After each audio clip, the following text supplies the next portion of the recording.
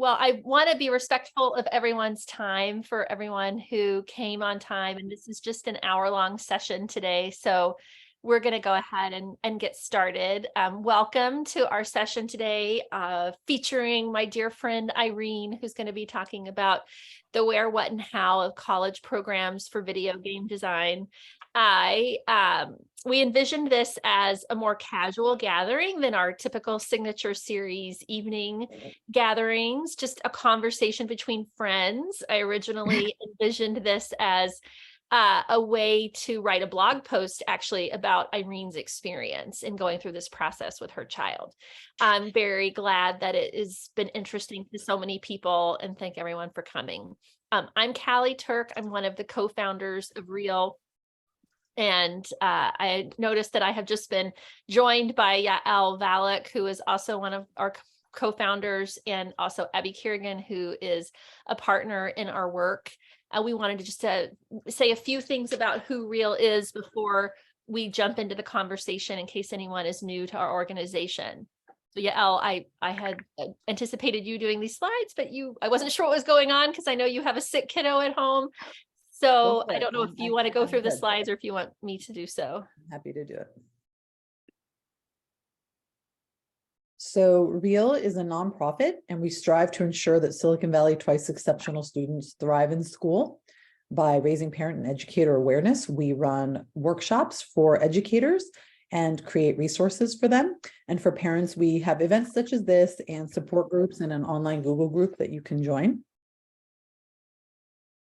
And just in case anyone is new to the concept of twice exceptional, or 2E, although I see a lot of familiar faces here that have heard this before, 2E students have both distinguishing strengths and complex challenges at the same time. And we like to think of this as being green, that you have your yellow strengths and your blue challenges. And because they're happening at the same time, it's really a difficult learning profile. You can't just do remediation. You can't just do gifted work. You have to find a solution in the middle. Often involves a lot of creativity. And so just so you're familiar, we have a website, real2e.org, that has a 2E fact sheet that's great for sharing with your educators. We have a checklist, is your child twice exceptional? A lot of blog posts about strength-based activities, school accommodations, and recordings of all our past events, including our most popular one, which was about slow processing speed. And we have our upcoming events for next year. You're hearing them first. Right. We have support groups bi-monthly with PHP. The first one is going to be January 12th next year. We're also having an amazing session about dyslexic design thinking in February. In March, we're having Autism Level Up speak about how we can best support neurodivergent children. Kelly, you might want to mute. There's someone wrinkling. And we also are going to have an amazing session about being mindful, tools to understand your anxiety. And then we're going to round out the rest of the school year at the end with celebrating your 2E child with the amazing Dr. Tasha Oswald. And you can get sign up for all these events at real2e.org. And we, as I mentioned before, we have a 2E Google group where you can get information from other 2E parents. You can ask and answer questions there. Our website, and then we're also on Facebook, Twitter, and all of our previous recordings are on YouTube. We offer educator workshops. So you can bring us to your school or district to do intro. You have to wait a second, honey. No, Callie, I think you better take over. Oh, no problem. No problem. Yael has a sick one at home. I think we all can relate to that these days. Yeah. So just really quickly, we do have a wide range of educator workshops. We would love the chance to come and speak with the educators at your school about just introducing them to twice exceptionality, or thinking about how do they handle learner variability, or why are these kids more anxious, even all the way down to like, what can you do to help get someone who's reluctant to write to get going on that. So you can learn more about all of our educator workshops on our website as well.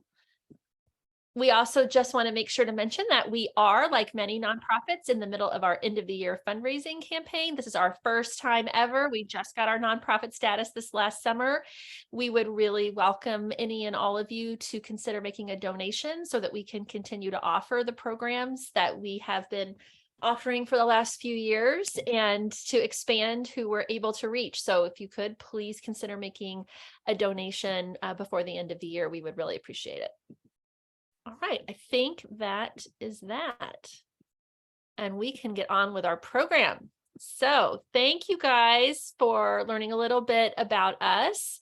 I am now, like I mentioned before, so honored to introduce Irene, and I am going to butcher her last name, even though we have been friends for such a long time. You can do it, Kelly. Vassilopoulos. I think I do okay. Yeah. I really thought it was going to be valuable to spend time with Irene and get out some of the background and wisdom that she has gathered over the last year and a half working with her oldest child to apply to and look at and really analyze the options that exist for pursuing an interest in video game design in college. And she's going to tell you a little bit more about her family, but I am just so excited to introduce her to you today. Just to give you a little bit of an overview, Irene is a full-time mom and a part-time interior designer. And when I say full-time mom, like she's one of those moms you meet that you're just like, wow, she is knocking it out of the park. She lives here in the Bay Area on Stanford campus with her husband, and they have 2 children together. Her son recently started as a freshman at UC Santa Cruz in their computer science game design program, and her daughter attends high school here in Palo Alto. She was born and raised in Montreal, but we always think of her as our Greek Canadian friend. And she graduated from McGill University, and she actually was an elementary school teacher before she moved to California and went into parenting and interior design. So Irene, thank you so much for coming, and just let everyone know that we've put together about 7 or 8 questions that you and I are going to cover just in conversation, and then plan to shift gears at about 12:45 to answer questions that come in from the audience. So everyone who's here, please feel free to introduce yourself in the chat. Put in any questions that you have. Feel free to answer each other's questions if you see a question that you actually think you might have some information to share about. So Irene, could you first just please start by introducing yourself and saying a few words about your family and how neurodiversity has been part of your story? Hey, first of all, thank you for that lovely introduction. I don't think I need to introduce myself any more than that. That was lovely.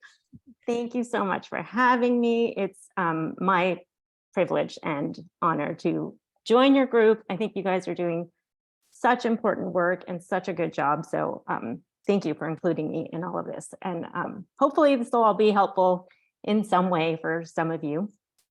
So how has this affected our family? Well, so our son, Leo, was diagnosed with ADHD when he was in the 3rd grade in elementary school.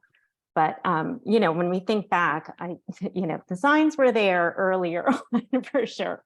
So, you know, we didn't know to identify it as ADHD at the time. When he was really little, it was like, well, he's really highly sensitive. And, well, you know, he really hyper focuses on these activities, right? Like when he was into trains, he was really into trains.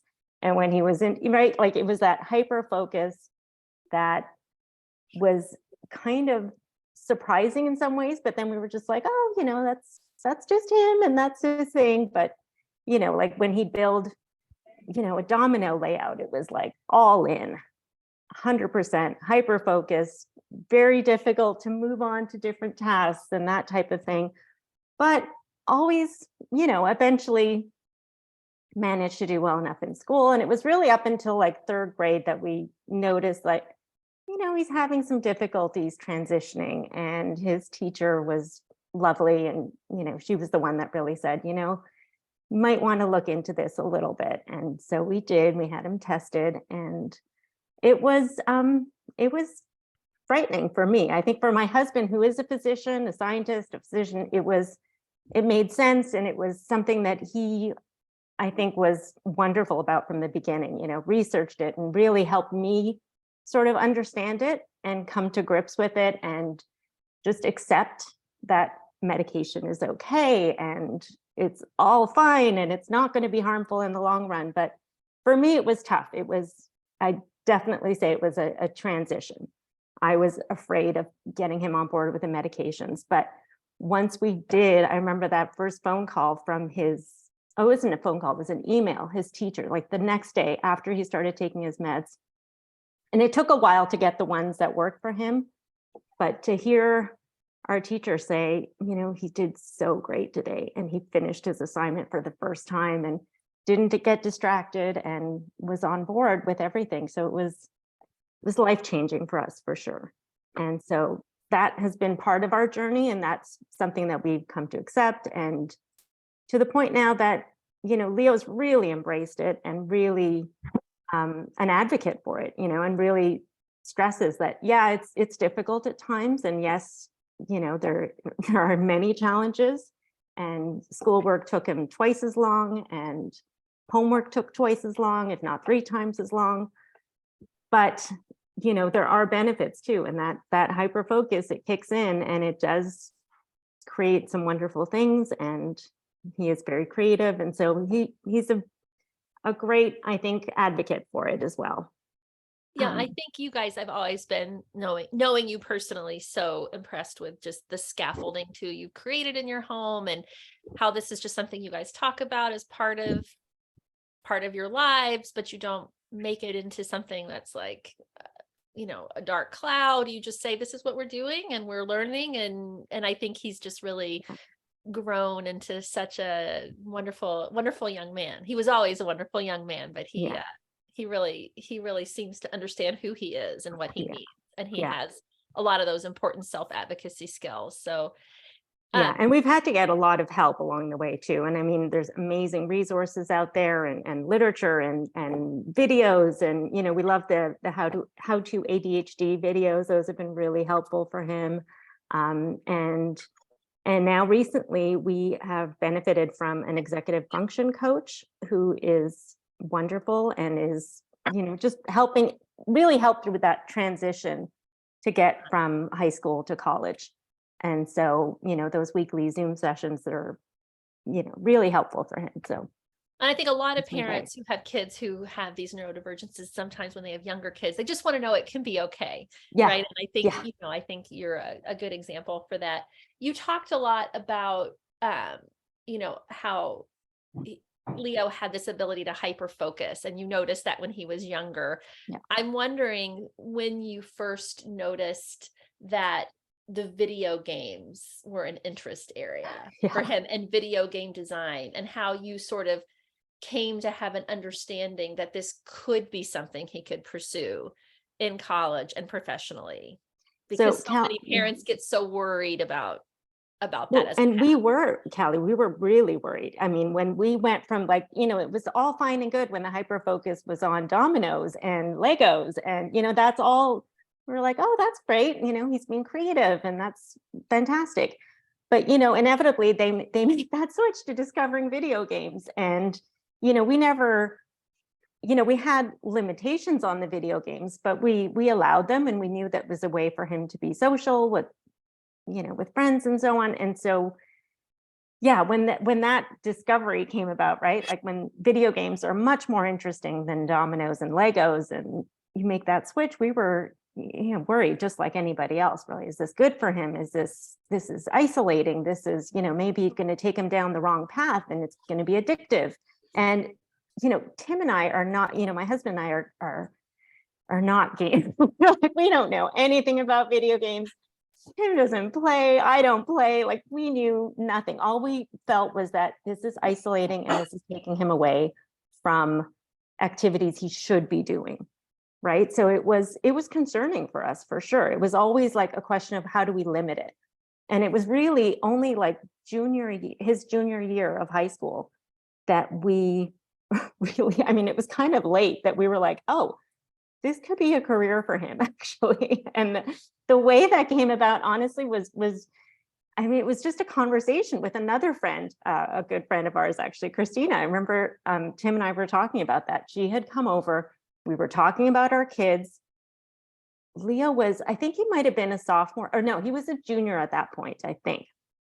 And we were just talking about what our kids are going to do in the future, and do they have passion? We're always looking for like, what's your kid's passion and how is that going to translate to a career? And Tim was just like, he's not passionate about anything except video games. And it was kind of like, I mean, it's so silly, but it was kind of a light bulb moment. Like, it really was like, maybe this is a thing. Like, maybe we should look into this, because he really isn't passionate about anything else. He plays hockey on the side. He does all these other things on the side, but that was the only thing that really excited him. And, I think Tim kind of just took charge. I have to say, my husband's great in all of this. He just kind of went to the computer, started Googling careers. How does this work? And I think the first university that popped up was UC Santa Cruz. And I remember him calling out to me and just being like, he can get a PhD in game design. And I was like, what? That's not a thing. Like, I honestly, we had no idea about game design. And we sort of thought of it as kind of like a Wild West type of situation in the Bay Area, right? Like, we had some friends who were involved in game design, but it was always like, it was like they just kind of fell into it. And we were just like, we don't want our kid to just be doing something without proper education and background and all the rest of it. So when we discovered, UC Santa Cruz came up as, a program that's existed for quite a while, and, it was quite well organized, and it was in our backyard. And so that was like the beginning of this journey. And then once Tim introduced that to Leo, I think he just lit up. He was like, oh, I can actually do this for a living. Like, I don't think he even considered it, because we weren't thinking long-term. I mean, we knew we had to get on board with something, try to get him excited about something for college, but that was the beginning of it for Leo. It was really junior year. Well, and now you'll be the spark for other people, because they'll see this and they'll be like, oh, that's possible, and I think a lot of times we don't realize something is possible. There is that just moment. And I think you would be the first who would say you don't want to discount the fact that sometimes video games are addictive and are problematic. Absolutely. But you could see signs that Leo was balancing it with other aspects of his life, right? Yeah, I mean, that's the thing. I mean, of course we worry. We're like, it is something that can be addictive, just like, gambling or drinking or anything, right? Like, there are some kids and some adults that just lose themselves completely in it. And we of course didn't want that to happen to our kid. And we worried about, also the social aspect. Like, is this, isolating him too much? But one thing that we did discover during the pandemic, because this was all during, when the kids were isolated, right? And they were just studying from home. And, that was the only way that Leo was socializing, was playing with his friends online. And so he had joined the video game club at his high school, and those kids would play online. And I was just so grateful that he had some communication with some other friends, some kids, and they would play video games, but then he told me they would talk about other stuff too. And I was like, oh, okay.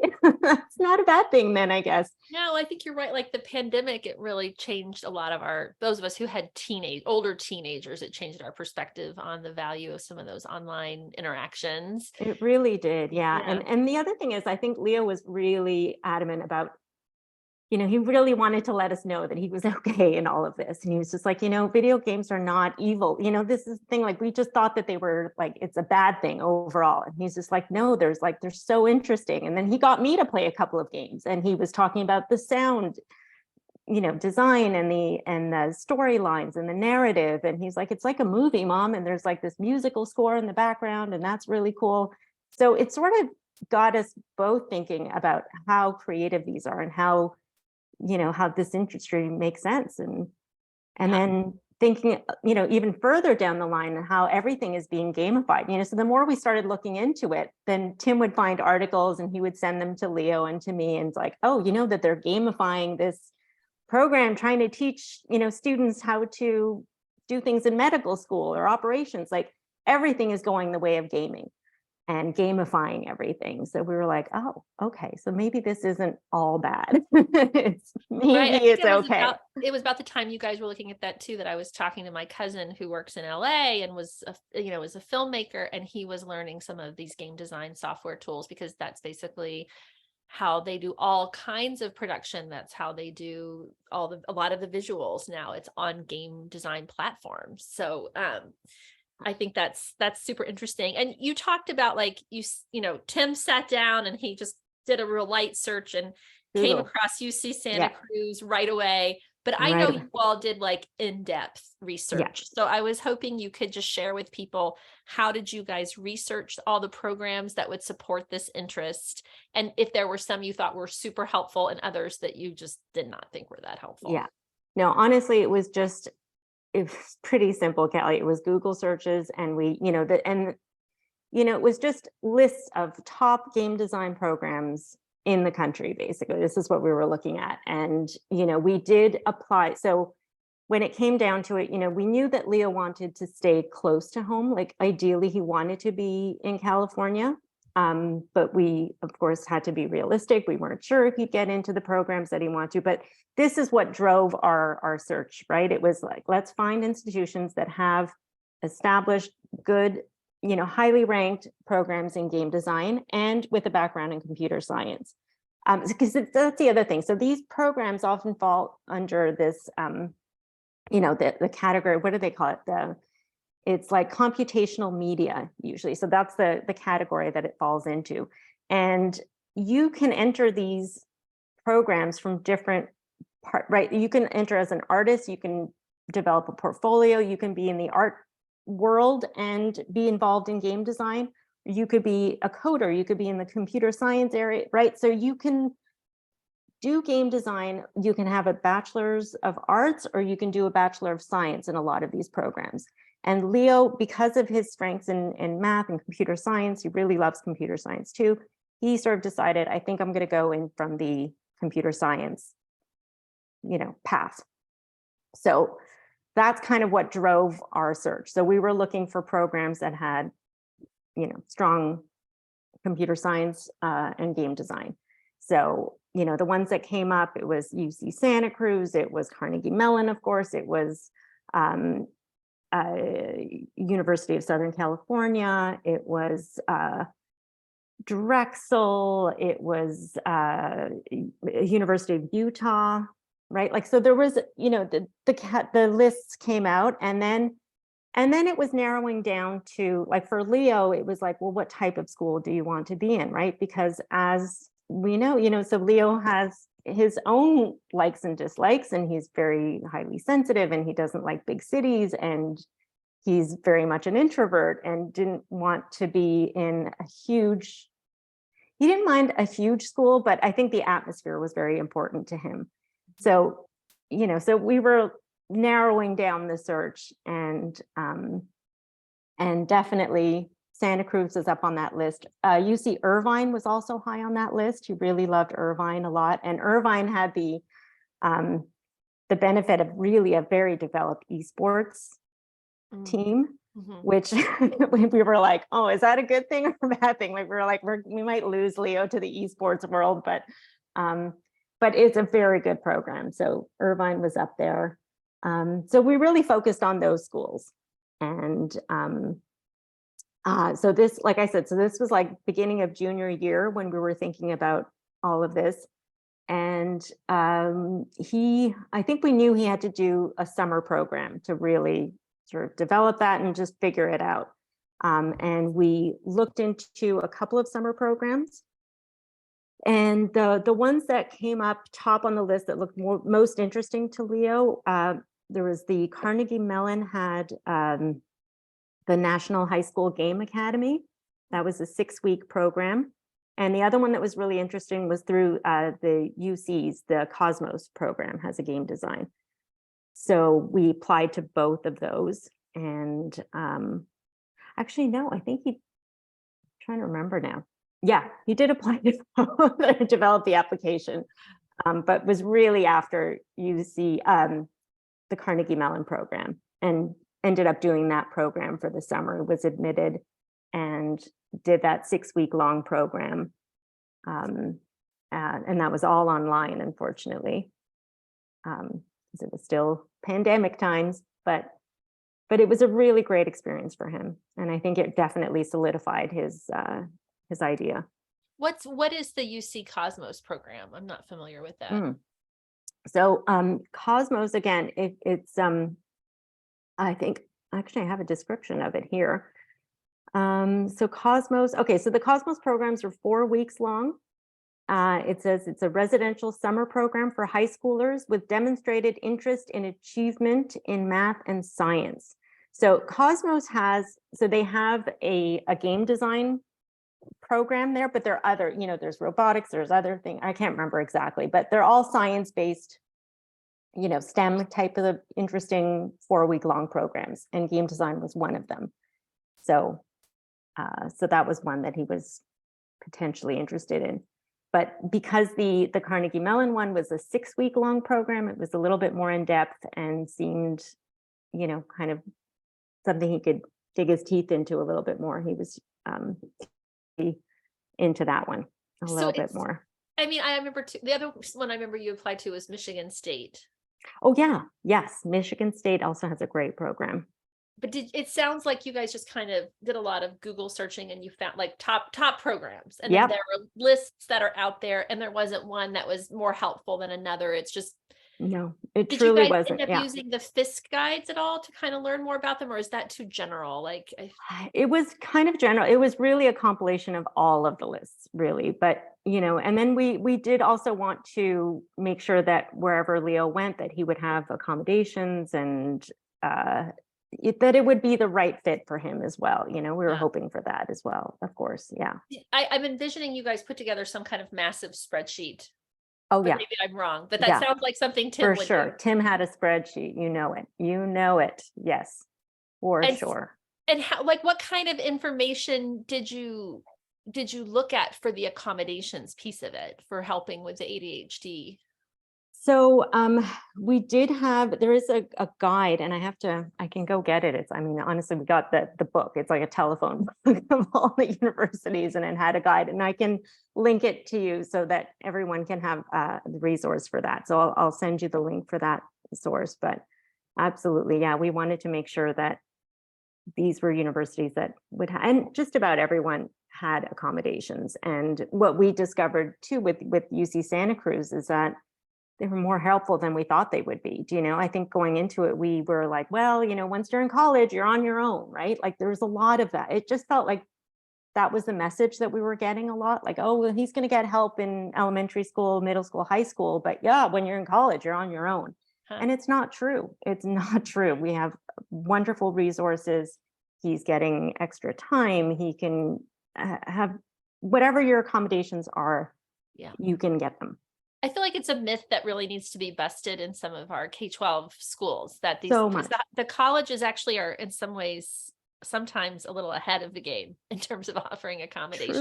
Truly are. I honestly feel like some of his college professors have been more understanding, more, just more giving of their information, their slides, things that were difficult, to be honest, sometimes in high school are just, it's par for the course in college. Like, yeah, of course you can have the slides. Oh, and if you need extra time, you're going to do your test at this time instead of this time. And I was like, what?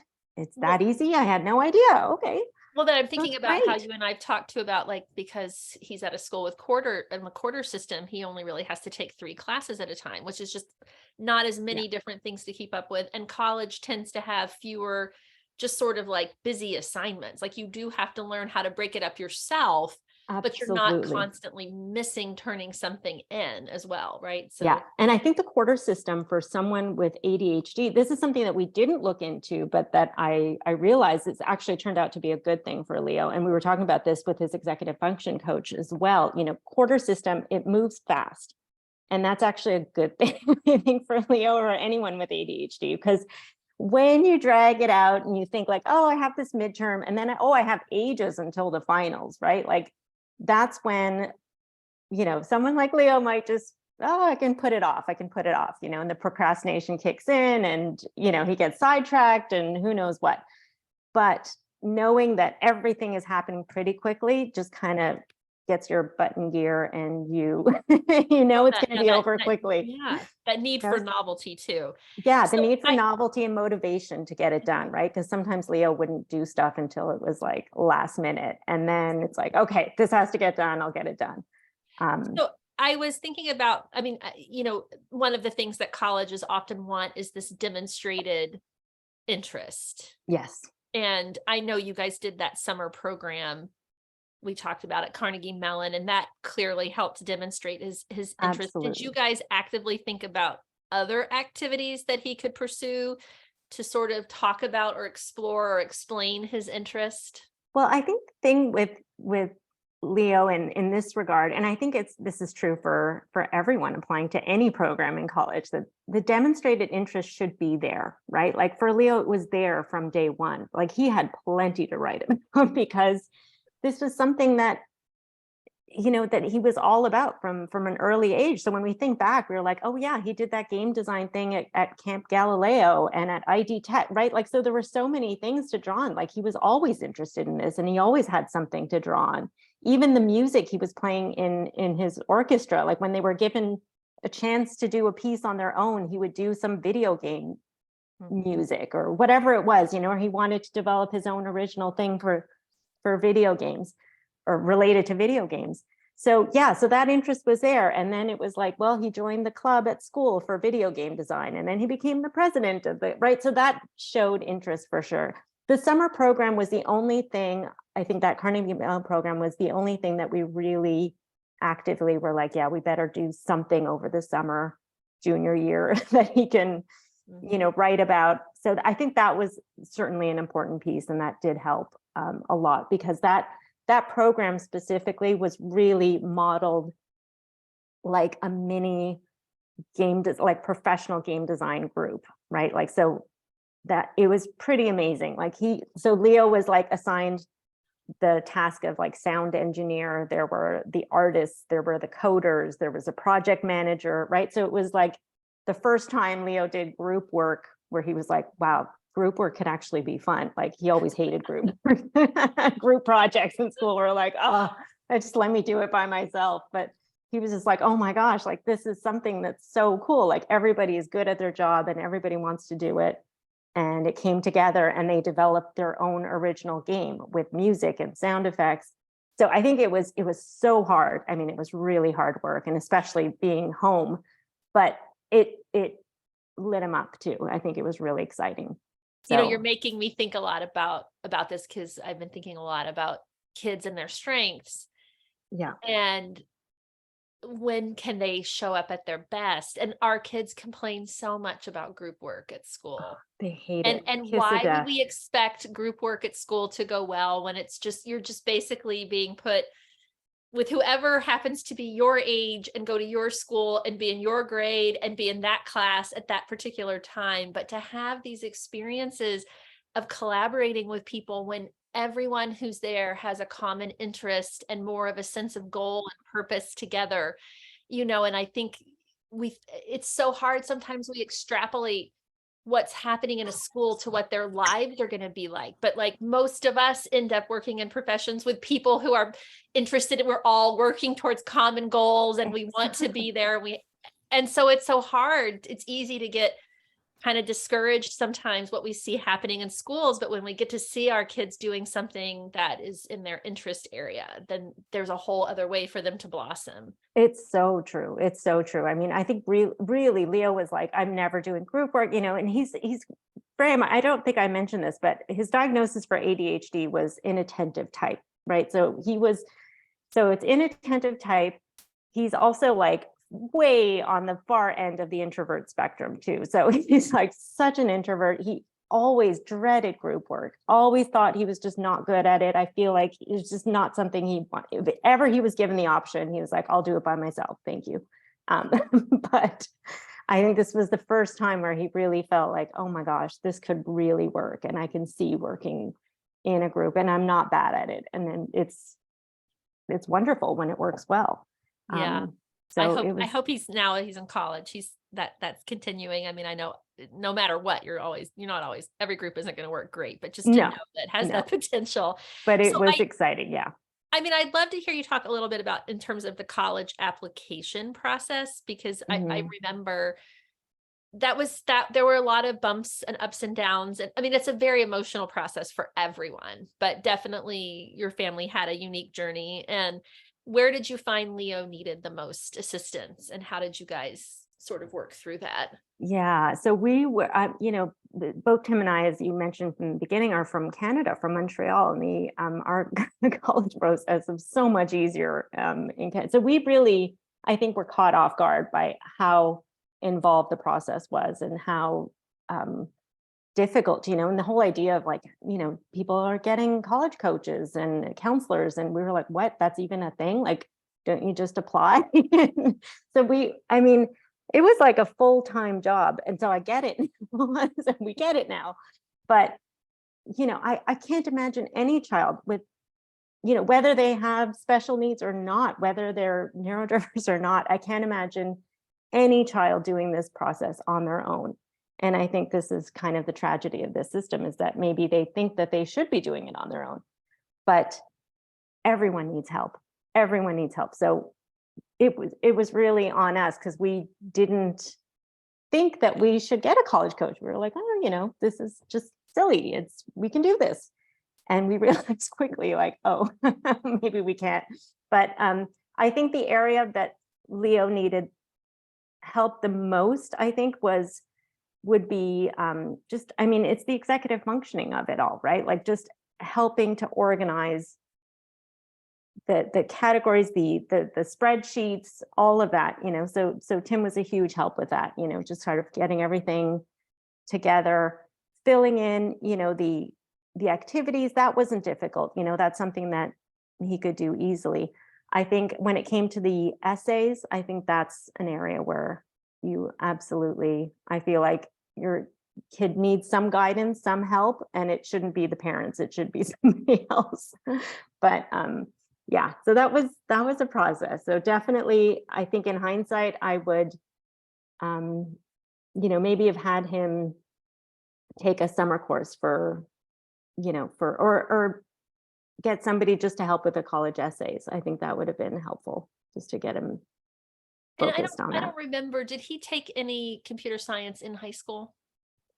He did. He took computer science his junior year, the introductory class, and then his senior year he took AP computer science.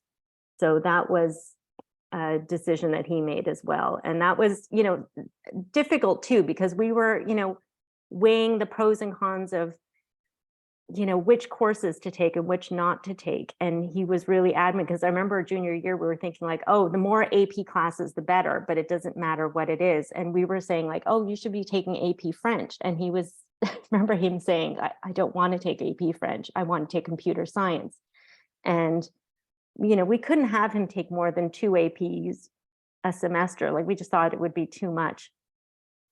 So we were like, all right, so we'll let go of that AP class, and maybe the GPA won't be as high, but he has to take what he's interested in. So we really let him make those decisions. Obviously, we can't control what he was going to take, but it was like, all right, you take what you want, try to take the advanced courses, a couple of AP senior year. But it's a game. I mean, we all think we know what the formula is, but we don't. We just know that your kid has to do as well as they possibly can, do as many APs as time will allow, and you don't want to drive them too crazy either. So for us, there was no question that Leo would take a heavy load, like of too many APs. It sounded like, it sounds like really he took two junior year and 2 senior year, and it was 3 senior year, and one of those was music theory, because his other interest is music. So it was AP music theory, computer science, and his math was the higher level. Yeah. So that counted as. But you didn't go whole hog. Like, it's not like 5 or 6 or more. And I mean, I want to point out that, I mean, Leo did get into many of the places he applied, and he Yeah. actually got scholarships to quite a few. Yes. I know the most competitive programs are UC Irvine and USC and Yes. Carnegie Mellon, and I don't Yes. know that he got Tho- into those Those he programs. did not get into, but there were many great programs that he did get into. So Michigan State, Drexel, Utah, he had like a Utah. very good scholarship there, right? Chapman had a really interesting program with game design as a minor. It would have been computer science as a major and game design as a minor. That was an interesting program as well. RIT on the East Coast and RPI as well. Those had really interesting programs that he got into as well. So definitely the out-of-state schools with really strong programs were, those were great and wonderful programs, and he did get into those. But ultimately, again, I think he wanted to be closer to home. And so when he saw that UC Santa Cruz had admitted him, I think that was kind of clinched in his mind. And I think it was also just, again, the atmosphere of that school for him. It was quiet. It felt humble. It felt, like he didn't want like a really sort of, I don't know, kind of Flashy. too flashy, busy environment, and so it was just the right fit for him. So that was lucky. Yeah. So you talked a little bit about the process in terms of like, maybe looking back on it, you would have gotten someone who could help with the essay writing in particular. Was there anything else that really surprised you in the process that, you wouldn't want to catch someone else off guard? No, I think that's it. I think I would say just don't do what we did. Don't think you can do it all. Get the help that you need, because we are stuck in this process and it is complicated and it is difficult. And I think we just didn't want to believe that it was what it was. But yes, I would say that's my only advice. Just get the help that you need and you will be better off for it. And I think this is what we're going to do with our second child, just get her the help, because I don't think we can handle those arguments and disagreements. And well, I think too, like when you're helping a child, who has ADHD but is as bright as Leo is, I mean, it can be frustrating, right? And sometimes it's easy to get frustrated in the process. And you want it to be easier for them and for everyone in the family. And I guess I'm wondering, what are some of the things that you did to kind of keep your relationship with Leo through the process? Oh my goodness. It was really, it was challenging. And I think what did we do to keep it? I don't know. We just tried to, I think Jim and I had to talk to each other a lot and just remind each other that he's fine and that he's okay. I think just so much of it just came from our fear and our worries that he was making the wrong decisions. And what he wanted to write about in his essays as well was, I have to say, Leo was really adamant about mentioning his neurodiversity in his essays. And there was a lot of debate about that. And Tim and I were not sure if that was a good idea. It might look bad to some universities. Maybe they don't want to take on kids that mention that they have ADHD or whatever it was. And Leo was really pretty solid about that. He was like, I don't care if that's what they think. I don't want to go to that type of school. If they have a problem with my neurodiversity, not interested. So he wrote about it. That was in his Common App. It was sort of more implied in the end than outwardly stated, but it was there. It was obvious. And so that was, we were surprised at how much Leo grew throughout that whole process. I mean, I think that was really surprising. And that's kind of what kept us going. We were like, oh, wow, like he's right and we're wrong. And that's okay. So that is very surprising. It was a big deal. And it's scary, right? Because you just want the best for your kid. You're just like, I just want him to get in and he'll figure it out once he's there, whatever it is, but it's the wrong way to go about it. I think anyway. I mean, it is what it is. We couldn't have controlled it anyways, because he was he's like, I am not taking your advice. I'm writing my essay the way I want to write it. And that was that.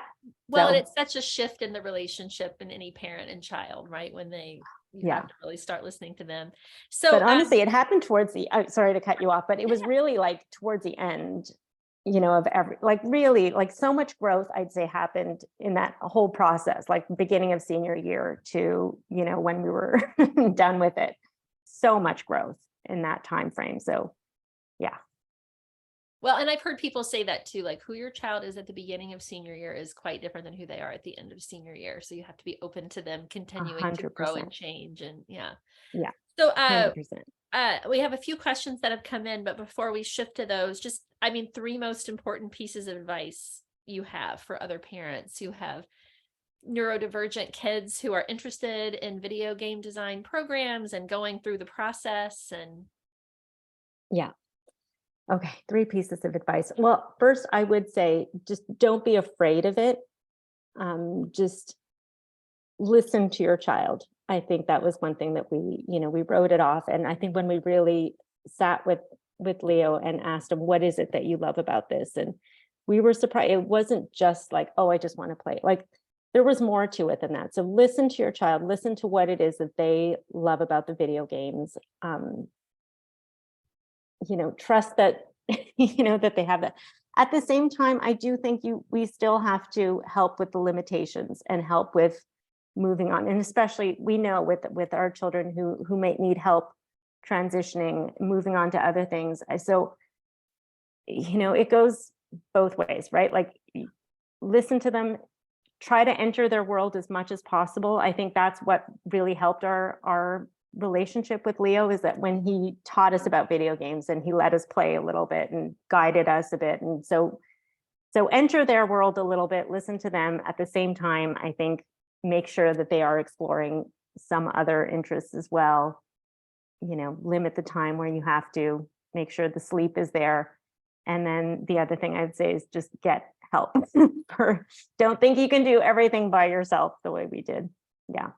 well, I wonder too, as you were talking about those things too, Leo always had hockey as another activity. And I wondered if having another structured activity was helpful in terms of feeling I think comfortable with the balance. Yeah. And that was part of, him understanding his ADHD. Like you have to be physically active. This helps you.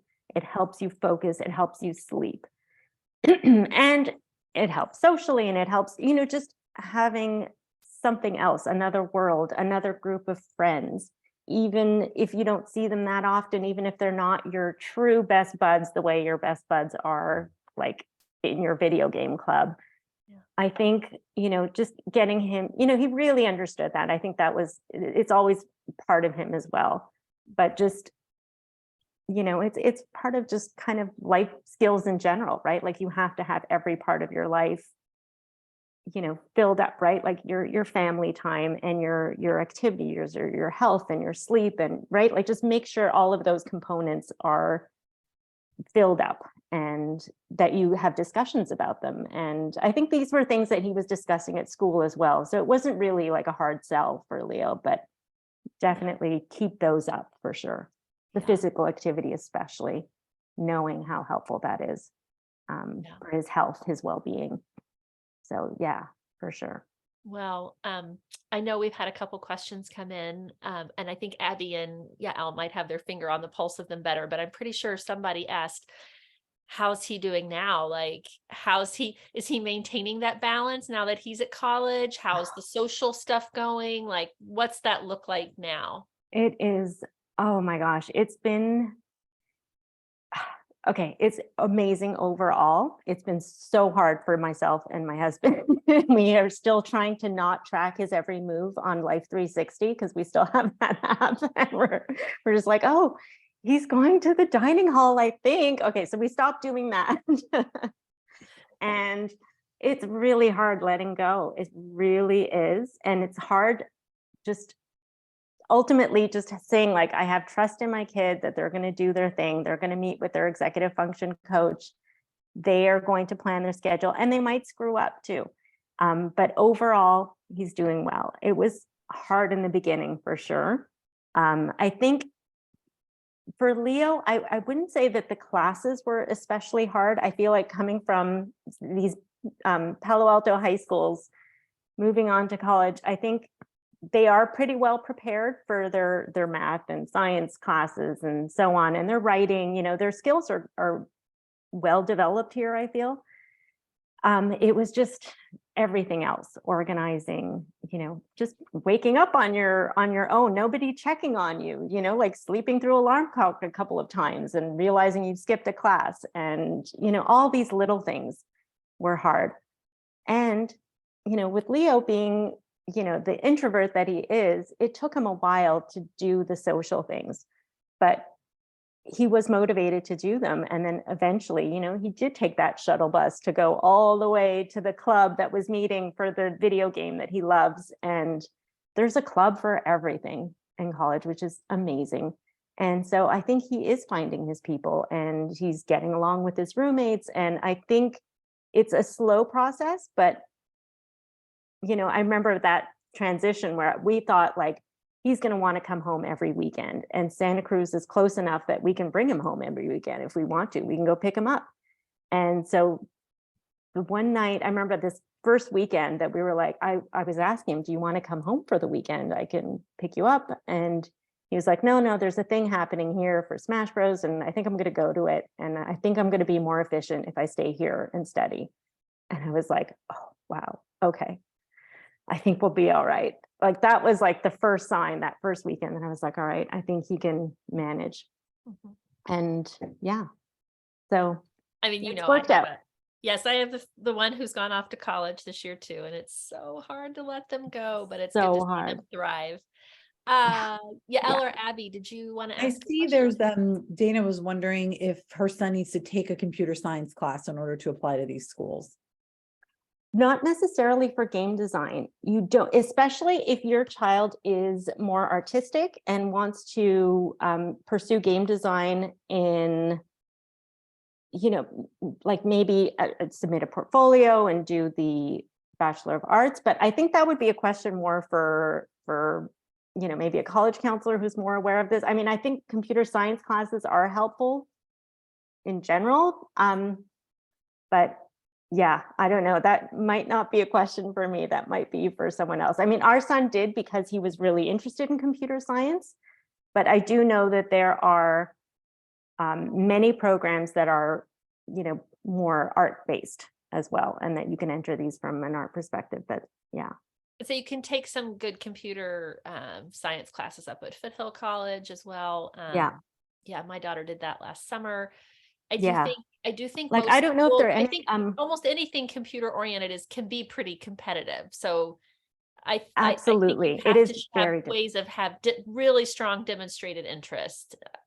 Yeah, absolutely. If you're applying to the computer science game design program, wherever it is, it's very competitive. For sure. You say, like, you were also saying, like, you could do sound engineering. Like, I'm wondering, like, Toby Fox, who did Undertale and went to Northeastern, and did he do computer science? Probably, or did he do something more digital, but he might not have. It's because the thing is, again, with this industry, it's changed so much. Again, like the friends that we had that were in this, it was just all new. It was just, I mean, the professor who taught Leo at Carnegie Mellon had a theater background.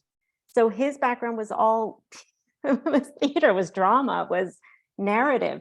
So it's changing so much. And I certainly, those questions are difficult for me to answer, definitely. Like, all I know is, well, I'm noticing in the chat, Helen, who's a longtime Real member and supporter, who also is becoming a college counselor, said it's helpful, not just for demonstrated interest, but to give them exposure so they understand if they actually are interested in the topic. Yeah. And that if your child ends up in one of these programs and hasn't had that experience, it could be hard because they might be playing catch up all the time. I can't say anything else. Helen, I see you came on camera. Yeah. I hopefully captured the essence of what you were saying. I think that's right. I think high school is such an important time to explore.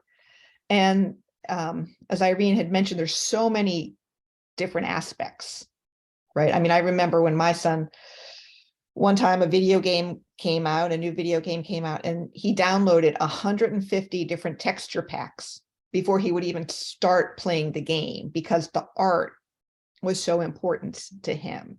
And so there are so many different paths you can go. And I think it's really important for them to explore, to figure out what they're interested in, what's easy for them, what's hard for them. And as I said, and as you mentioned, that, you know, computer science is super competitive. Having said that, there are some colleges where you don't have to apply to the computer science program. It's like you enter the college and then you pick your path. And so that might, you know, provide a greater opportunity for someone who hasn't had exposure to, That's right. to computer science. That's a good point, because this is the problem too with some of the UC programs. If you don't get in under computer science, you cannot take computer science. You cannot get a degree in computer science or game design computer science. Some colleges allow that exploration and transition, right? But the UCs don't, are not in these fields anyways. They're not at Santa Cruz or Irvine for sure. Yeah. So I guess I'd say too, I know some of us on this call, I won't mention anyone's names because it's personal information, have had kids that have had pretty non-traditional pathways through high school. Maybe some of the people on the call have had kids who were in residential programs for a while. I think a lot of our 2E kids, you know, who got really slammed by the pandemic ended up, you know, not necessarily taking such a traditional four-year path through high school. And I think as you all are talking, it's making me think what might be really useful for some of those kids is to have that gap year just for some exploration, just to try some of these things they didn't get to do because they didn't really get the full 4 years of a high school experience. And why not give them the extra year to do some of that exploration. I'm going to ask a question on behalf of Yael because she put it in the chat and I'm afraid she won't ask it because she posed the question. Okay. She said, and I think it's a really good question, which is how competitive are all these programs to get in? Yeah. Is it extra competition in addition to just getting into the school? Because a lot of these schools can be just competitive to get into, but then getting into the program, is that just an extra layer of competition? So, yes, they are competitive to get into. However, I have to say that, you know, when we applied with Leo, I mean, I say we because I feel like it was our as well as his, but it was, there's so many great programs that are not as competitive, right? So yes, USC was at the top, and it was, you know, we knew that was a long shot. That was really hard. UC Irvine, we knew would be really hard, and even Santa Cruz as well. But certainly, those top programs were very difficult because you're applying not just into the university, but you're applying into the engineering, right? Like, so at USC, the game design falls under the engineering subcategory. So it makes it like even that much harder to get into, right? So your grades have to be, you know, you have to taken probably all of the APs and done extraordinary, who knows what. However, that said, there are so many great programs that Leo was really, really, really looking into and excited about too. Like University of Utah was amazing, and they had, you know, an acceptance rate, I want to say it was definitely above 50%. Same for Drexel, Michigan State, amazing program, RIT, RPI, all of these, there's so many great programs that had, you know, 50% admission rate or higher. And, you know, it's just, we don't want to discount all of these universities. There's so many, and especially the out-of-state ones. If your child is willing to go out of state, it's certainly a lot easier, I think, than, oh, and then also the state schools. There were so many, there were a couple of really good state schools that had programs as well. So I think Chico had a really good game design program. I think it was computer science that he would have applied to for San Jose State. But yeah, don't discount all of those state schools too. There's some great schools.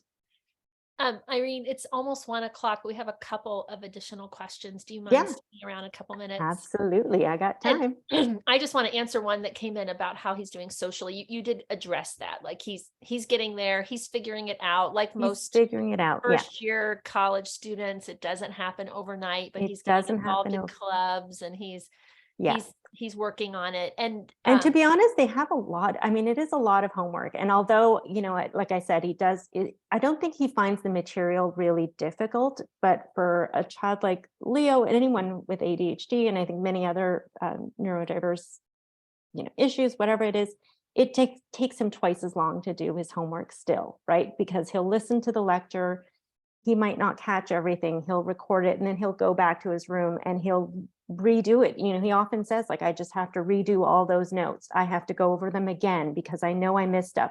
And when he does it on his own, it really sinks in and he gets it. So I think he's been really good about doing that. But it takes time. And he's like, you know, so I'm asking him, like, oh, did you hang out with friends and whatever, right? It's always top on my mind. Like, are you adapting? Are you doing well socially? But he's like, I have work to do. I'm actually busy. And yeah, like I'll meet the friends on Friday night and I'm okay with that. And he's okay with it. So I have to be okay with it. And that's what I'm getting used to, right? He's like very dedicated. I mean, there are, I can't think of many 18, 19-year-olds who would have that level of dedication he's showing. And I'm sure that comes from, well, I mean, I know Tim is very dedicated too. Yes. He has learned a lot of good hard work skills from your family. He has, and he doesn't need as much social interaction as I do, as his dad does, as his sister does, right? So I think we are coming to grips with understanding who he is as a person, what he needs. You know, that said, he does fall into this trap too. Like he's on his own. He has his phone whenever he wants it on, and it doesn't bother his roommates if he's scrolling and watching videos all night. And it's happened too that he's like, I was up until 2 o'clock in the morning or 3, like I just zoned out. And that happens too. And he feels guilty about it and he'll feel terrible. And then I think my role here now is just to say, you know, it's okay.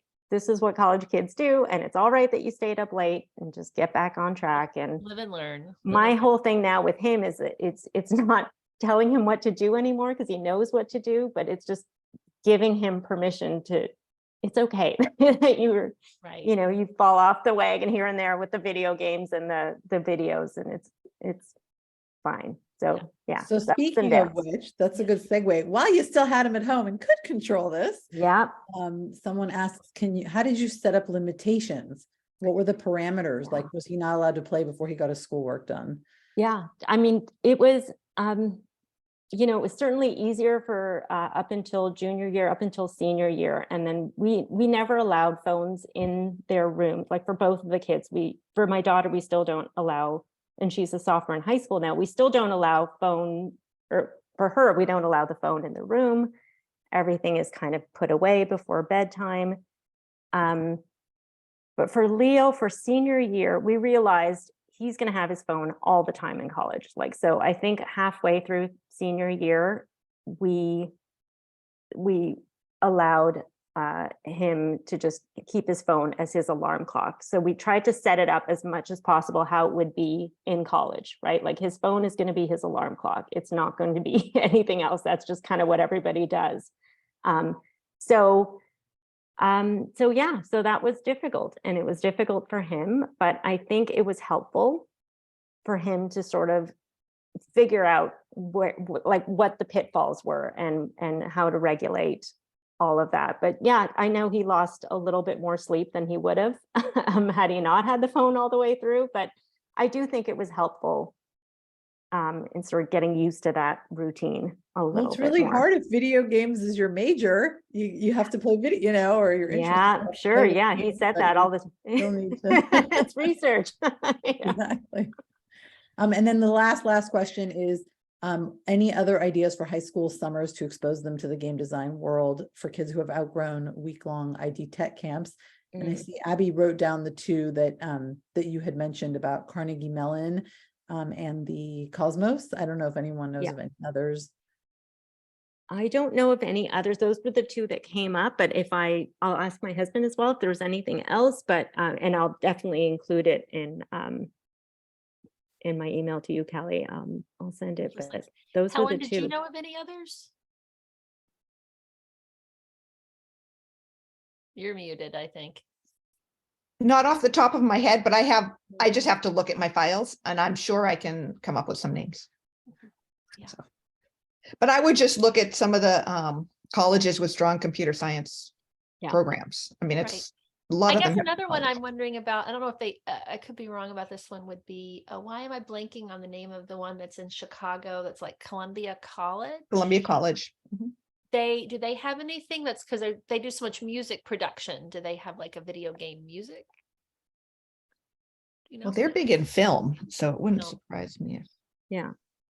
Well, Irene, thank you for staying Mhm. longer. Thank you for sharing so much about your family's journey and the insights you gained along the way. I'm sure it's going to be really helpful to everyone who was here and who can watch the recording of this later. And thank you so much. Oh, thank you. Thank you for inviting me. I don't know if it was helpful in any way, but I was very happy to have this conversation and just, yeah, and just spend some time with you. And thank you, Abby and Yael as well. Thank you, everyone. Thank you so All much. Irene. right. Good luck, everybody. Good luck.